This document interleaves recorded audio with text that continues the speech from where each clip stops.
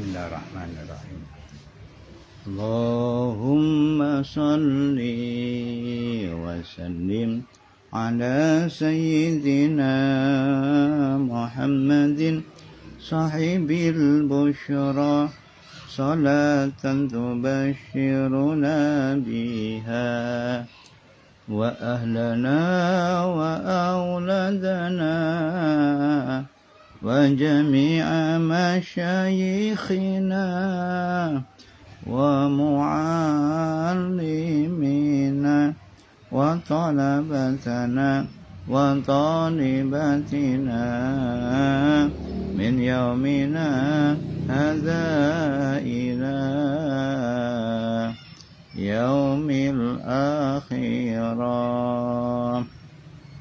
Allahumma salli wa sallim ala sayyidina Muhammadin sahibil busyra salatan tubashiruna biha wa ahlana wa auladana wa jami'a masyayikhina wa mu'allimina wa talabatana wa talibatina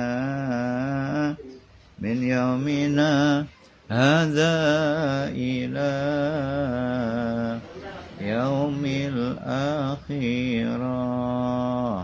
Allahumma salli wa sallim ala sayyidina Muhammadin sahibil busyra salatan tubashiruna biha wa ahlana wa auladana wa jami'a masyayikhina wa mu'allimina wa talabatana wa talibatina min yaumina hadza ila yaumil akhirah. Allahumma salli ala sayyidina Muhammad. Bismillahirrahmanirrahim. Assalamualaikum warahmatullahi wabarakatuh. Alhamdulillah, wassalatu wassalamu ala rasulillah, la haula wala quwata illa billah, ma ba'd. Alhamdulillah, saudaraku yang senantiasa dimuliakan oleh Allah Subhanahu wa taala. Alhamdulillah, pada pagi hari ini kita masih diberi kesempatan, kenikmatan bisa melaksanakan ibadah puasa di bulan Ramadan. Alhamdulillah, hari ini hari yang ke-7 insyaallah nggih. Alhamdulillah masih diberi kesehatan, diberi kesempatan, kenikmatan bisa melaksanakan ibadah puasa, dan mudah-mudahan berikutnya ke depannya senantiasa diberi pertolongan oleh Allah, diberi kenikmatan sehat walafiat, dan terus diberi pertolongan bisa menyempurnakan ibadah puasa di bulan suci Ramadan. Saudaraku yang dimuliakan oleh Allah, menyambung yang kemarin, alhamdulillah ada riwayat an Abi Umamah Al-Bahili.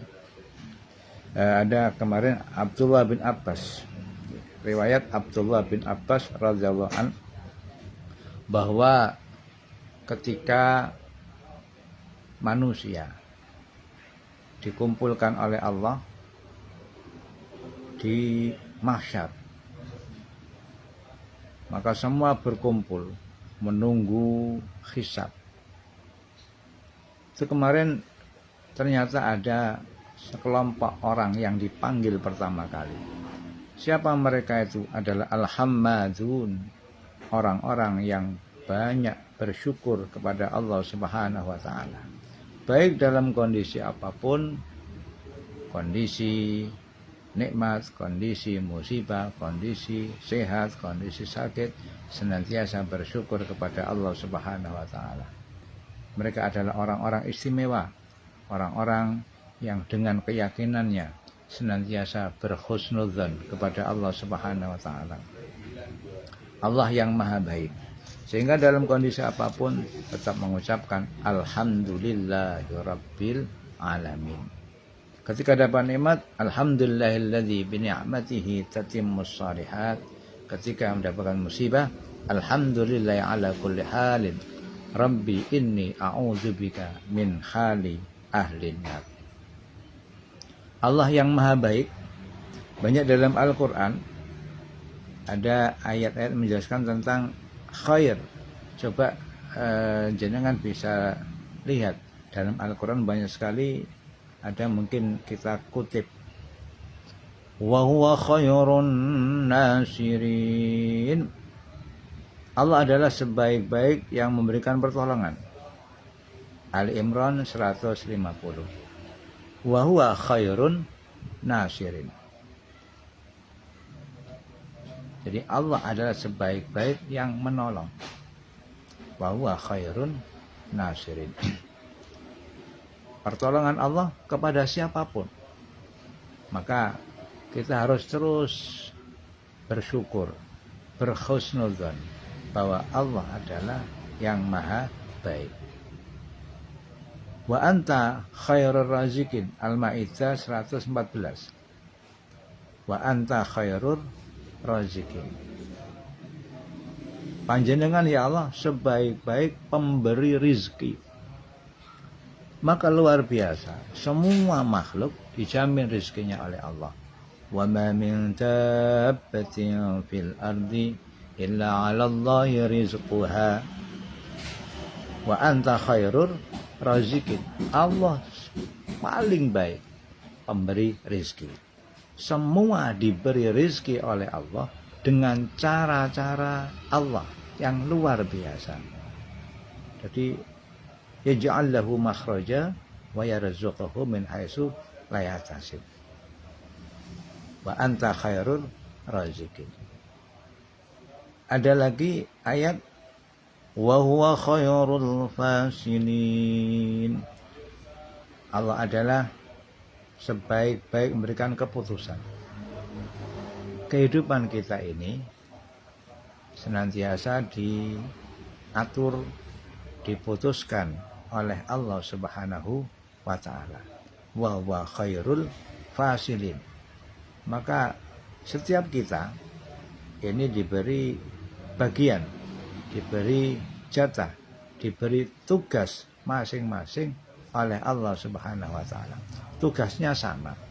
Wa ma khalaqatul jinna wal insa illa liya'budun. Secara tugas manusia adalah sama. Tetapi jatah beda-beda. Jadi manusia niku ditakdir beda, tugase padha. Wa huwa khairul fasilin. Allah adalah sebaik-baik yang memberikan keputusan. Jadi kita semuanya diberi bagian masing-masing yang tujuannya adalah untuk beribadah kepada Allah Subhanahu wa taala. Ada wa huwa khairul hakimin. Al-A'raf 87. Allah sebaik-baik al-hakim yang menghukumi. Jadi kita semuanya akan dihukumi oleh Allah. Dan di dunia ini Allah sudah menghukum setiap orang dengan bagiannya masing-masing. Maka semua yang kita lakukan ini adalah semuanya dilaporkan kepada Allah Subhanahu wa taala. Ada saksi-saksi antum syuhada Allah fil ardh. Jadi banyak sekali saksi-saksi Allah di bumi, di langit. Allah menciptakan saksi. Sebenarnya Allah Maha tahu.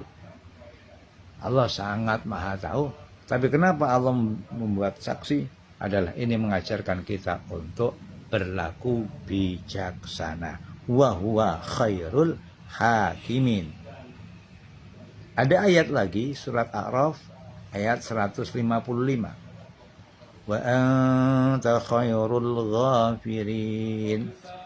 Allah adalah sebaik-baik yang mengampuni dosa. Maka wa anta khairul ghafirin. Allah milih siapa orang yang pantas untuk diampuni. Luar biasa. Ada orang yang diampuni oleh Allah gara-gara sepele. Ada seorang wanita nakal diampuni oleh Allah gara-gara dia memberi minum kepada anjing. Bayangkan, gara-gara perkara sepele Allah mengampuni kesalahan seorang hamba. Tapi juga dalam satu riwayat ada orang yang disiksa oleh Allah gara-gara anjing, gara-gara kucing. Seorang perempuan disiksa oleh Allah fi hirratin, gara-gara kucing. Karena apa? Dia tinggalkan kucing sendirian di rumah, nggak disiapkan makan, ditinggal jalan-jalan, lupa sampai kelaparan. Maka ini kan luar biasa. Memang kita tidak pernah tahu kapan Allah itu ridho dan kapan Allah itu tidak ridho. Dan itu menjadi rahasia Allah Subhanahu wa ta'ala. Maka kita yang penting membangun husnudzon. Allah maha baik. Allah maha baik. Itu yang harus kita tanamkan dalam diri kita. Karena dalam hadits qudsi, ana inda dhanni abdi bi. Saya tergantung dugaan hambaku kepadaku. Wa anta khairul ghafirin. Kita yakin ini bulan suci Ramadan. Kita yakin bahwa siapa yang masuk di bulan suci Ramadan akan bertemu dengan ampunan Allah Subhanahu wa ta'ala. Dibakar dosa-dosanya, dibakar kesalahannya di bulan suci Ramadan. Ramadan maksudnya membakar. Wa anta khairul ghafirin. Allah yang maha mengampun. Bahkan Allah juga mengampuni. Allah mengampuni dosa orang-orang yang mau bertobat kepada Allah Subhanahu wa ta'ala. Bahkan ada sebuah hadis, ada seseorang yang sudah membunuh 99 orang. Membunuh 99 orang. Kemudian dia datang kepada seorang ahli ibadah. Kemudian dia tanya, gimana ini? Apakah saya bisa tobat? Wah, kamu itu dosanya besar. Akhirnya apa? Karena dosanya besar, nggak mungkin diampuni. Sekali aja dibunuh orangnya. Datang lagi kepada seorang yang bijaksana. Gimana saya ini dosanya begitu besar, membunuh 100 orang. Apakah masih diterima? Wa anta khairul ghafirin. Jangan khawatir. Allah itu maha pengampun. Allah itu maha baik. Maka dosa-dosamu akan diampuni oleh Allah Subhanahu wa ta'ala. Wa anta khairul ghafirin. Cuman syaratnya, karena kamu kalau kepingin berubah, maka harus meninggalkan lingkungan. Maka carilah lingkungan yang baik. Kamu harus pindah dari tempat kamu. Orang itu kemudian pindah menuju ke sebuah tempat yang dituju tempat orang-orang baik. Dan di tengah perjalanan beliau meninggal. Ketika meninggal, ini malaikat rahmat, malaikat azab, niki podo royoan. Ini sudah lama tak tunggu ini, dosanya enggak karu-karuan. Dia harus segera disiksa. Datang orang, enggak bisa. Orang ini sudah tobat. Ini bagian saya, enggak bisa, royoan gegeran. Akhirnya datang malaikat Jibril. Ini gimana? Malaikat kok gegeran piye? Nah, ini lapornya begini. Sudah, dihitung saja. Man taba fala dzambala. Barang siapa yang bertaubat kepada Allah, maka tidak ada dosa baginya. Dan alhamdulillah, akhirnya dihitung. jarak antara dia meninggalkan kemaksiatan dan menuju ke tempat yang baik ternyata lebih dekat ke tempat yang baik KCE biqadri kira-kira sakilan. Mung kacek sakilan. Alhamdulillah dia digolongkan menjadi orang-orang yang diterima tobatnya oleh Allah Subhanahu wa taala. Anta khairul ghafirin. Allah Maha baik. Maka seberapa besar dosa yang dilakukan, yakinlah kita punya Allah yang Maha Pengampun. Sehingga apa? Tidak ada putus asa.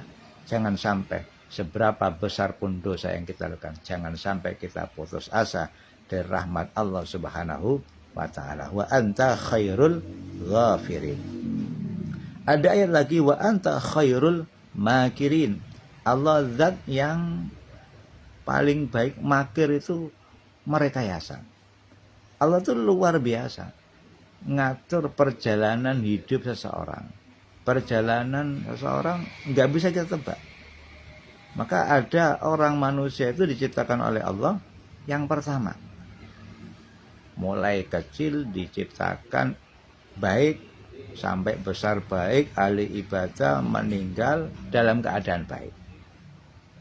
Ada juga ada orang itu yang mulai kecil sudah bikin onar sampai terus sampai akhir, sampai kehidupannya wis pokoknya gawe rusak sampai akhirnya mati, ya mati dalam keadaan tidak baik.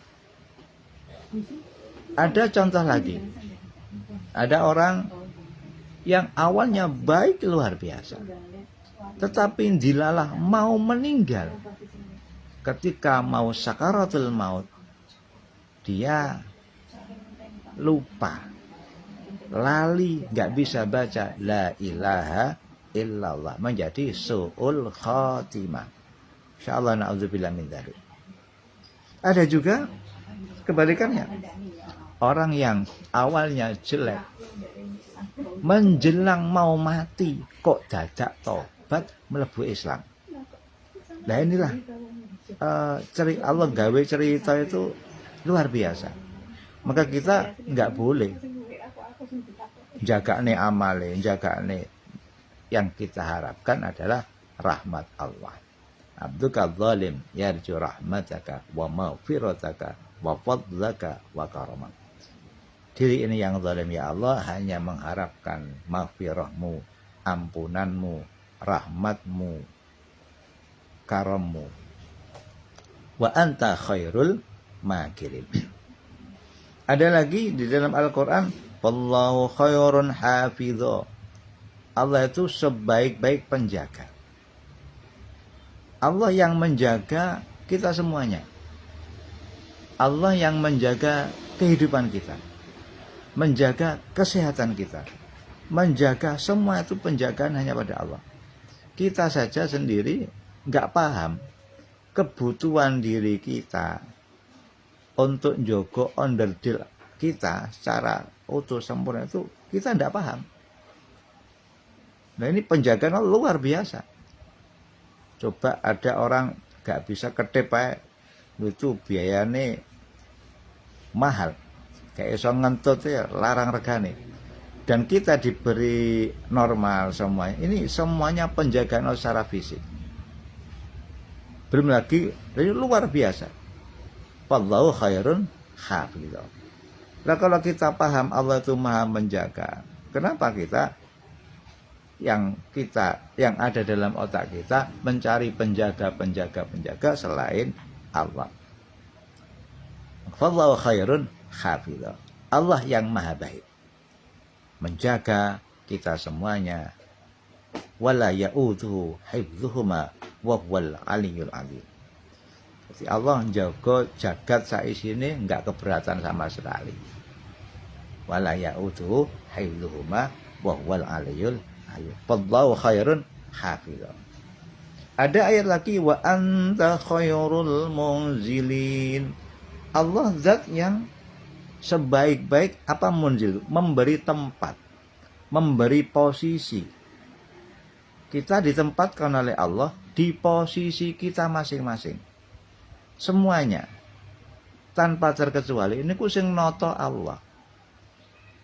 Maka nabi itu kan contohnya ada yang kaya, ada yang miskin, ada yang sakit, ada yang raja. Ini apa? Posisi-posisi kenabian itu menjadi contoh manusia. Di posisi apapun, beliau menjadi contoh senantiasa tidak meninggalkan ibadah kepada Allah Subhanahu wa ta'ala. Wa anta khairul munzilin. Pemberi tempat, pemberi posisi adalah Allah Subhanahu wa ta'ala. Jadi Allah yang maha baik. Kenapa kemarin bahwa orang yang pandai bersyukur akan dimuliakan oleh Allah di dunia, dimuliakan di alam barzah, bahkan dimuliakan di akhirat. Ketika orang-orang berkumpul di mahsyar, yang pertama kali dipanggil adalah orang-orang yang pandai bersyukur kepada Allah Subhanahu wa ta'ala. Maka bagaimana kita ini menjadi hamba Allah yang senantiasa untuk belajar bersyukur. La in syakartum la azidannakum wa la in kafartum inna adzabi lasyadid. Ada banyak tadi. Wa huwa khairun nasirin. Allah yang Maha menolong. Sebaik-baik pertolongan adalah disiapkan oleh Allah. Maka dahulukan Allah. Ketika kita menghadapi permasalahan apapun, dahulukan Allah. Allah akan menolong segala permasalahan kita. Ketika kita mendahulukan Allah, maka Allah akan gerakkan semua makhluknya untuk menolong yang menjadi permasalahan. Kula jenengan niku kabeh nggih sing gerakne Allah. Wa anta khairazikin, Allah sebaik-baik rezeki, pemberi rezeki. Maka sandarkan semuanya kepada Allah. Ketika kita mau ikhtiar mencari rezeki jangan dihitung uang dan sebagainya. Rezeki itu luas. Dan Allah adalah sebaik-baik pemberi rezeki. Maka jangan sampai gara-gara kita mencari rezeki sampai melupakan Allah sang pemberi rezeki. Hayya 'alas shalah, panggilan salat, mari salat. Dengan panggilan itu disusul berikutnya hayya 'alal falah. Kalau kita mau memenuhi panggilan Allah, pasti kehidupan kita akan diberikan kebahagiaan oleh Allah Subhanahu wa ta'ala. Wa huwa khairul fasilin. Allah Maha baik yang memberikan keputusan. Semuanya kita ikhtiar maksimal, keputusan di tangan Allah. Yakini yang sudah terjadi itu keputusan Allah yang terbaik. Wa huwa khairul hakimin. Allah yang memberikan menjadi hakim. Hakimnya adalah Allah. Saksinya banyak saksi. Jadi ada beberapa saksi. Saksi manusia itu, maka apa yang dilakukan manusia semuanya tidak akan lepas dari pengamatan Allah. Allah Maha tahu, tetapi juga Allah Maha bijaksana. Ada beberapa saksi untuk menyaksikan manusia. Yang pertama siapa? Al-malaika. Wal malaikatu yashhadun. Malaikat menjadi saksi. Ada kita yakin enek malaikat raqib, malaikat atid. Ada malaikat hafadhah yang mencatat amal. Dan malaikat-malaikat adalah menjadi saksi. Antum syuhada wa fil ardh. Kalian semua adalah saksi Allah di atas bumi. Yang kedua, saksi Allah di bumi adalah manusia.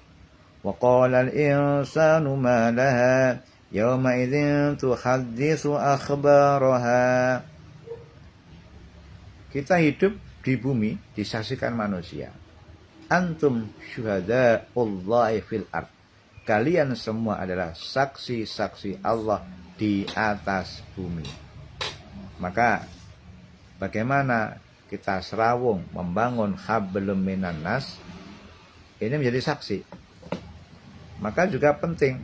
Biasanya Wak Mudin nih, kalau ada orang meninggal, terus pundi niki sae napa sae? Sae. Gak enek sing jawab gak sae. Keplaki dulure. Semuanya pasti menjawab sae. Tujuannya apa? Supaya itu menjadi saksi. Dengan kita bersih menjadi baik, harapannya orang ini akan diampuni oleh Allah Subhanahu wa taala. Al-insanu malaha yauma idzin tuhaditsu akhbaraha. Allah Maha tahu, wong iki karakternya lebih tahu. Tetapi Allah itu Arhamur Rahimin, Khairur Rahimin, wa huwa Arhamur Rahimin. Allah yang Maha kasih sayang. Saksi yang berikutnya adalah yang ketiga. Zaman, masa, waktu. Jadi zaman, masa, waktu juga menjadi saksi. Yunadi kulla yaumin ana yaumun jadid wa ana ala ma ta'malu syahid. Setiap hari itu mengatakan, ini hari apa ini? Hari Jumat. Hari Jumat mengatakan, ana yaumun jadid, saya hari baru. Hari Jumat ini, ana yaumun jadid wa ana ala ma ta'malu syahid. Dan hari saya, hari Jumat, menjadi saksi seluruh makhluk yang melakukan apa saja di hari Jumat, nanti hari Jumat akan bersaksi di hadapan Allah Subhanahu wa taala. Ala ma ta'malu syahid. Ada saksi Allah yang keempat adalah lisan. Yauma tashhadu 'alaihim alsinatuhum. Lisan itu nanti akan menjadi saksi juga. Dibuktikan apa? Dibuktikan ketika akhir hayatnya qala la ilaha illallah. Orang yang di akhir hayatnya mengucapkan la ilaha illallah menjadi bukti. Mangkana akhiru kalami la ilaha illallah dakhalal jannah. Barang siapa yang akhir ucapannya la ilaha illallah, maka dia masuk surga. Lisan. Maka ayat Al-Quran menyatakan wala tamutunna illa wa antum muslimun. Jangan kalian mati kecuali dalam keadaan Islam. Ini PR terberat. Kenapa? Kita tidak pernah tahu kapan kita mati. Maka di dalam kondisi apapun kita harus senantiasa berusaha membiasakan dengan yang baik. Kenapa? Mati itu kan kita tidak tahu pada nafas keberapa, dalam keadaan apa, pas apa, kita tidak tahu. Maka rahasianya Allah. Tadi kan ada orang yang awalnya baik sampai akhirnya baik, ternyata mau meninggal dia copot imani. Na'udzubillah min dzalik. Nah, kita tidak pernah tahu. Tetapi ada patokan al-mar'u yamutu ala ma asya. Orang itu akan mati sesuai dengan kebiasaannya ketika dia hidup. Yang menjadi saksi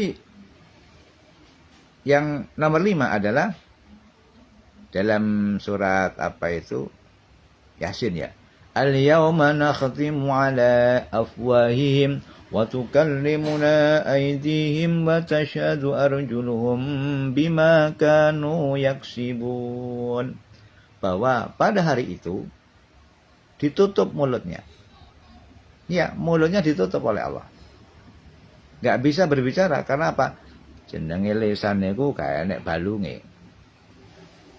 Yo esok tahu awan dele, esok dele awan tempe, bengi bosok tahu, tadi mulah malih. Maka ketika bersaksi ditutup. Al-yawma nakhtimu ala afwahim wa tukallimuna aydihim, yang berbicara tangan mereka, kaki mereka, semuanya menjadi saksi seluruh amal-amal yang dilakukan ketika di dunia. Sehingga wa may ya'mal mithqala dzarratin khairan yarah wa may ya'mal mithqala dzarratin syarran yarah. Barang siapa berbuat sebiji zarrah baik akan diketahui oleh Allah, dipertanggungjawabkan.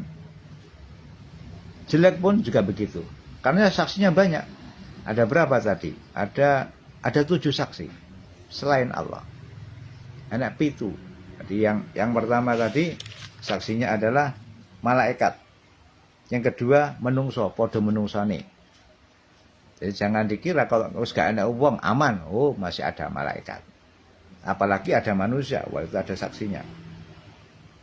Ada lagi saksinya apa? Waktu, jam, hari Jumat jadi saksi. Jam berapa? Lapor hari Jumat. Ya Allah, pada hari Jumat saya menjumpai dia ini nih, jam sekian melakukan ini. Itu saksi Allah. Saksi yang adalah lisan. Kita ahli tauhid apa tidak? Maka aksiru min zikrillah, perbanyaklah zikir kepada Allah Subhanahu wa ta'ala. Dan ketika lisan itu bermasalah, mereka banyak bersilat lidah, maka saksi berikutnya adalah al-arkan. Seluruh anggota kita akan menjadi saksi. Al-yawma nakhtimu ala afwahim wa tukallimuna aydihim wa tashhadu arjuluhum bima kanu yaksibun. Maka semuanya akan menjadi saksi. Yang berbicara tangannya, yang berbicara kakinya. Jadi saksi Allah Subhanahu wa ta'ala. Yang keenam, yang kita imani bahwa Allah menciptakan 2 malaikat. Al-malakanil katibani, 2 malaikat yang menulis catatan baik dan buruk. Wa inna alaikum la'afidhin kiraman katibin ya'lamuna ma taf'alun. Dan sesungguhnya bagi kalian adalah ada malaikat-malaikat yang menjaga, malaikat yang mulia dan mencatat semua yang kamu lakukan dan yang kamu kerjakan. Yang ketujuh, yang menjadi saksi Allah memberikan keputusan, memberikan hukum adalah ad-diwan. Apa itu? Hadza kitabuna yantiqu 'alaikum bil haqq. Kitabnya Allah, buku catatan itu saksi. Maka ada tanda wong iku nek amale apik nanti akan diberikan buku catatan ditampani tangan tengen menghadap. Ada yang ditampani tangan kiwa, enek sing toko dari arah belakang. Itu tandanya buku catatannya jelek. Jadi bagaimana kita meyakini tentang ilmu, meyakini tentang akidah, agama ini? Ketika kita meyakini, maka kita beramal. Dan amal kita ini Allah maha bijaksana. Allah yang maha baik, Allah yang maha bijaksana ini menyiapkan saksi-saksi. Tidak hanya 1, bahkan ini ada 7 saksi. Ada 7 macam saksi untuk menghakimi apa yang kita lakukan di dunia ini. Saudaraku yang senantiasa dirahmati Allah SWT, mari Allah yang maha baik, Allah yang maha, tadi ada berapa ayat ya? 1, 2. Wa huwa khairun nasirin, Allah yang sebaik-baik penolong, Allah yang sebaik-baik pemberi rezeki. Wa anta khairur razikin. Wa huwa khairul fasilin, Allah yang sebaik-baik memberikan keputusan. Wa huwa khairul hakimin, Allah yang sebaik-baiknya yang menghakimi. Ada wa anta khairul ghafirin, Allah sebaik-baiknya yang pemberi maaf, penerima taubat. Wallahu khairul makirin, sebaik-baik Allah yang merekayasa, mengatur semua kondisi. Fallahu khairun hafizan, Allah sebaik-baik penjaga. Wallahu wa anta khairul munzilin, Allah sebaik-baik yang memberikan tempat, posisi kulon jangan saat ini yang milihkan Allah. Maka kita itu sama semuanya di hadapan Allah, tinggal ada yang diposisikan kaya. Bagaimana dia menggunakan kekayaannya untuk bersyukur kepada Allah, beribadah kepada Allah. Ada yang posisi fakir, bagaimana dia sabar menghadapi kefikirannya. Ada yang posisi sakit, bagaimana dia di posisi itu dia bertaubat, meyakini bahwa dengan sakit ini diampuni dosa, diangkat derajatnya. Wa anta khairul munzilin. Inti dari semuanya itu ayat tersebut, Allah Maha Baik. Dan Al-Quran sudah menjelaskan dimulai dengan Bismillahirrahmanirrahim, bahwa apapun yang terjadi itu atas dasar kasih sayang Allah Subhanahu wa Ta'ala. Oleh karena itulah yang perlu kita lakukan, bagaimana menghadirkan dalam pikiran kita, dalam hati kita, Allah yang Maha Baik, Allah yang Maha Baik. Sehingga apa? Kita terus berpikiran positif. Ketika pikiran kita positif, atine padang, seneng ning Gusti Allah, tansah eling ning Gusti Allah, nek pun padang atine, mangke jaminane Allah, yaj'al lahu makhraja wa yarzuquhu min haitsu la yahtasib. Itulah yang mungkin cara Imam Ghazali disebut tazkiyatun nafsi. Bagaimana kita mensucikan diri kita. Jadi mensucikan diri kita, kesadaran bagaimana Allah yang Maha Baik, sehingga kita berpikiran positif, bertindak yang baik, berperilaku baik terus. Nah, ini ada bagaimana teori konsep tazkiyatun nafs Imam Ghazali, ada tahapan. Yang pertama adalah ilmu. Kita harus terus belajar, meningkatkan kualitas ilmu, pemahaman, sehingga apa? Kita terus berhusnudzon. Ilmu dan keyakinan. Ilmu itu perlu diyakini, sehingga ada istilah ilmul yakin, ainul yakin, hakul yakin. Kita baca Quran, kita baca hadis, ilmoni, dan butuh diyakini. Ilmu dan keyakinan. Setelah kita punya ilmu dan keyakinan, ada tahapan berikutnya. Apa? Bagaimana merasakan, membuktikan ilmu dan keyakinan dengan apa? Riyadhah. Dengan latihan, harus dilatih. Bagaimana melatih? Karena apa? Ada penghalang orang itu untuk membersihkan diri, membersihkan hatinya. Penghalang manusia untuk mencapai kepada pembersihan diri, pembersihan hati, untuk mengenal Allah ada 3 yang melekat. Apa itu? 1, dunia. Karena kecintaannya dengan dunia bisa menjadi penghalang untuk dekat kepada Allah, untuk membersihkan hati dan jiwanya. Yang kedua adalah setan. Maka ada kalimat a'udzubillahi minasyaitonirrajim. Yang ketiga adalah nafsu. Ini 3 hal ini menghalangi manusia untuk memproses diri, membersihkan tazkiyatun nafs. Nah, bagaimana cara mengobatinya? Nah, cara mengobatinya adalah, kalau itu urusan dunia, maka kita latih dengan tidak terlalu cinta dengan dunia. Kita latih dengan bersedekah, kita latih dengan zakat, menjaga makanan,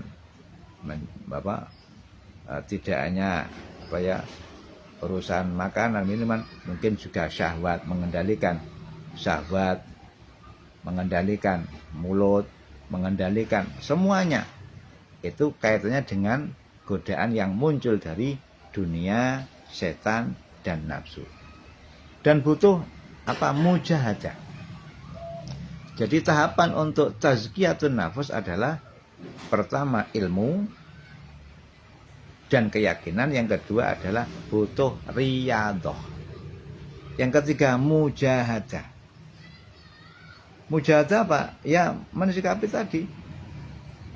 Kalau sudah kita tahu polanya, sifatnya dunia itu bagaimana, sifatnya setan itu piye, nafsu itu piye, maka kita harus berjuang. berjuang bagaimana melewati rintangan-rintangan itu.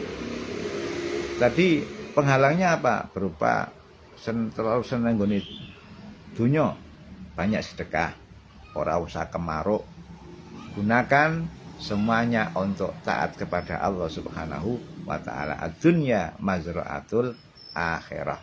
Dunia adalah sebagai lahan akhirat.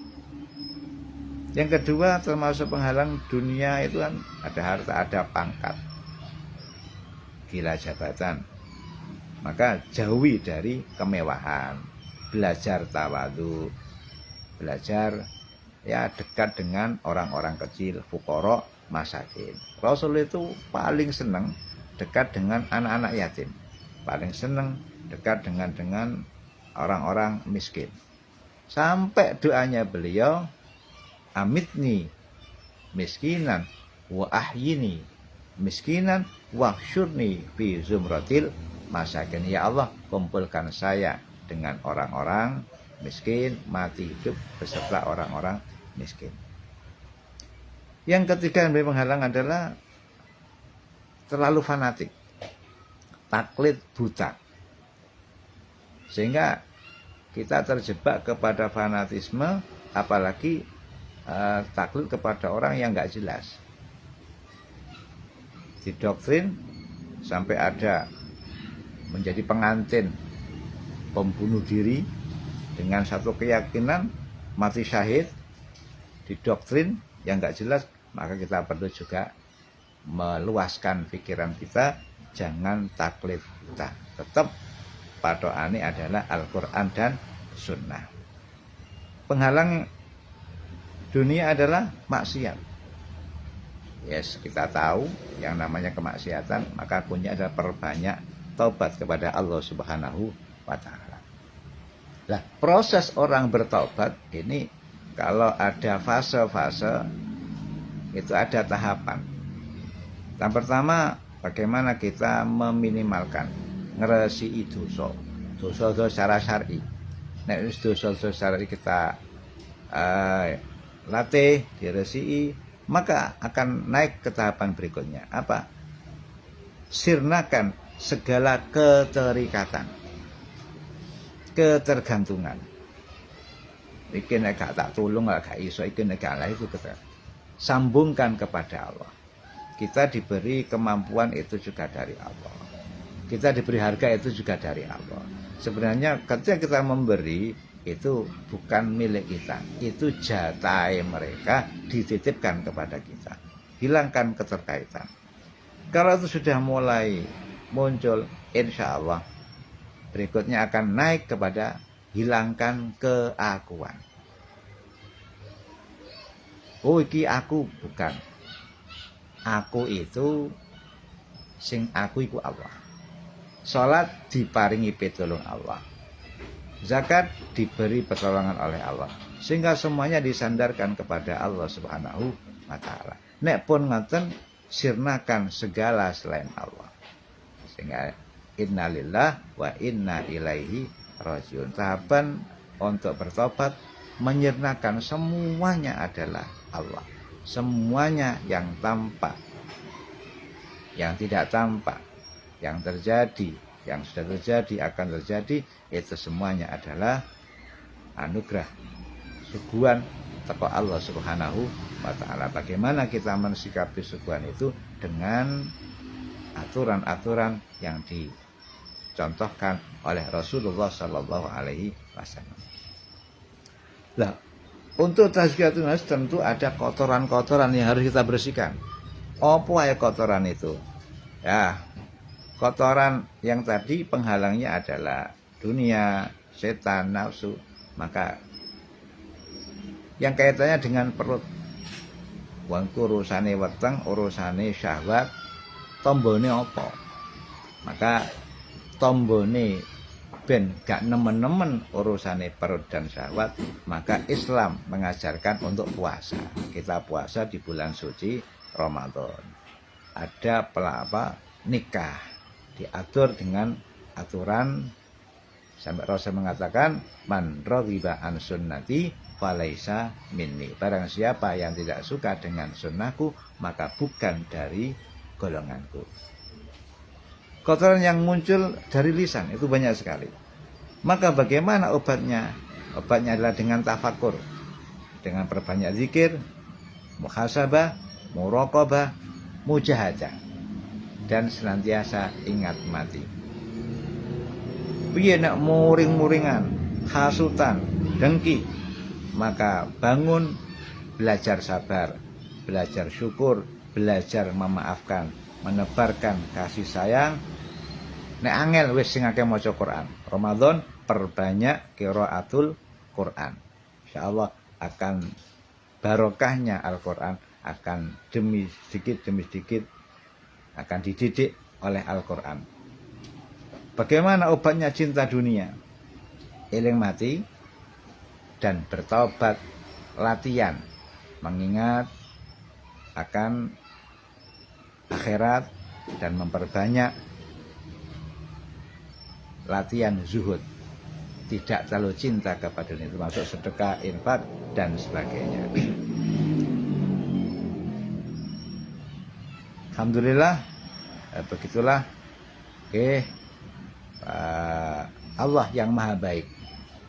Wallahu khairun hafizau wa huwa arhamur rahimin. Allah sebaik-baik penjaga, Allah sebaik-baik penolong, Allah sebaik-baik pemberi rezeki. Oleh karena itulah mudah-mudahan kita di bulan Ramadan ini benar-benar Ramadan menjadi tazkiyatun nafas, pembersihan jiwa kita, dibersihkan oleh Allah, barokahnya puasa, dosa-dosa kita diampuni oleh Allah Subhanahu wa taala, ditingkatkan pembersihan hati, jiwa. Benar-benar Ramadan menjadi adalah alat untuk mendidik kula njenengan sedaya untuk mencapai la'allakum tattaqun. Mudah-mudahan kita semuanya diberi pertolongan oleh Allah di Ramadan ini benar-benar menjadi sarana untuk meningkatkan kualitas keimanan, keyakinan kula sedaya tenggene Allah Subhanahu wa taala, dan sehingga benar-benar Ramadan mendapatkan rahmah, maghfirah, itqun minan nar, ingkang akhirnya keluar dari Ramadan kayaumi waladatu ummuh, seperti bayi yang dilahirkan tanpa ada dosa sedikitpun. Demikian, mudah-mudahan ada manfaatnya. Mohon maaf kagem sedayane, muga-muga tansah diparingi kesehatan lahir batin, diparingi pertolongan menyempurnakan ibadah Ramadan. Muga-muga kabeh dikei rezeki sing kathah, sing halal, barokah, manfaat bidini wa dunya wal akhirah. Sing sakit muga-muga diparingi kesembuhan, kesabaran. Yang punya hajat dunia akhirat dikabulkan hajatnya yang baik oleh Allah Subhanahu wa taala, istiqomah ibadahe sawanci-wanci sawan ing ngarsanipun Allah natapi husnil khotimah. Amin ya rabbal alamin. Matur nuwun. Assalamualaikum warahmatullahi wabarakatuh. Allahumma shalli wa sallim ala sayyidina Muhammadin sahibil busyra salatan tubashiruna biha wa ahlana wa auladana wa jami'a masyayikhina wa muallimina wa talabatana wa talibatina min yaumina hadza ila yaumil akhirah. Allahumma salli ala sayyidina Muhammad.